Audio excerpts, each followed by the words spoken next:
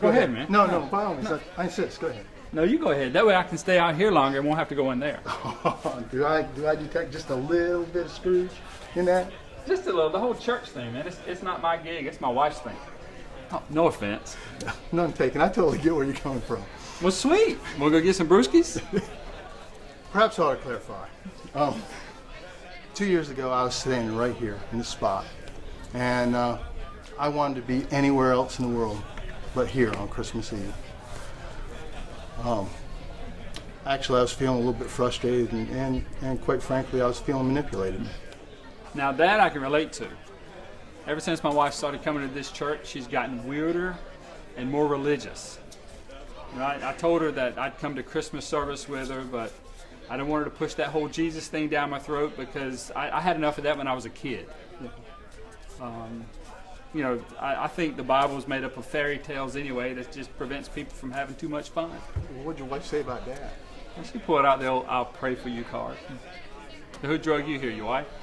No, actually, it was a 10-year-old boy named Nichols. Was that your son? No, my wife and I, we found out we couldn't have kids a few years ago. Oh, I'm sorry. No, it's okay. We got past that. So who's Nichols? Well, it's a funny story. Please tell me. That way I can stay out here. She decided if we can't invest in our own kids, we're going to invest in some kids somewhere. And so she signed us up for Big Brothers Big Sisters. And before I could protest no, I was already assigned Nicholas. And I thought, okay, I'm going to take him to a few football games, you know, maybe get a little time in for myself.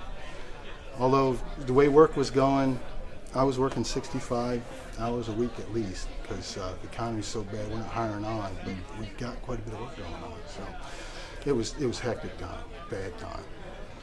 But I figured, okay, I can make do with this, you know, throw a football around with him or something. Then I met Nicholas.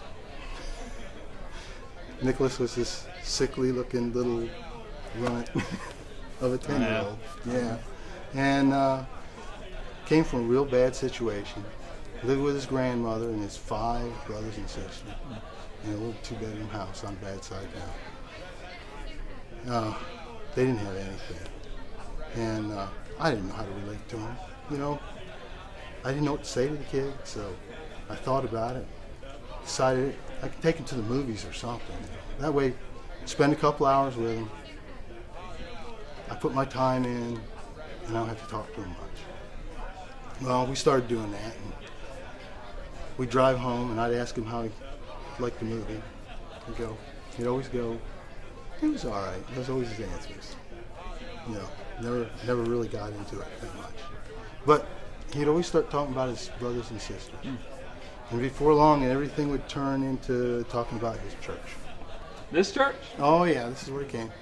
And every time we'd get done with the movie and I'd take him home, he'd always ask me, Mr. Steve, will you go to church with me on Sunday? And the last thing I wanted to do was go to church on Sunday after working a 65-hour week. So I always came up with an excuse why I couldn't make it. Well, Christmas started coming around. Started getting kind of excited about maybe doing something special for him, you know, because they just didn't have anything. And I'd ask him, you know, what do you want for Christmas? How about an Xbox or a Wii or a PlayStation? And he'd always say, I haven't decided yet. I'm praying about it. You know, my kids have all 3 of those. You know what they play with? What's that? Or iPods. I wish they'd have done a little more praying so that would have saved me some money. So what'd you wind up getting? Well, he got sick right after Thanksgiving, and so I didn't get to see him for a few weeks. And it was the week before Christmas when I got back together with him. And he finally told me what he wanted then. But Service is about to start. you're not going to want to miss Oh, wait this. a minute. What'd you get him, man? Don't leave me hanging. I'll tell you what. After the service is over, you meet me right back here, and I'll tell you the rest of the story. Fair enough.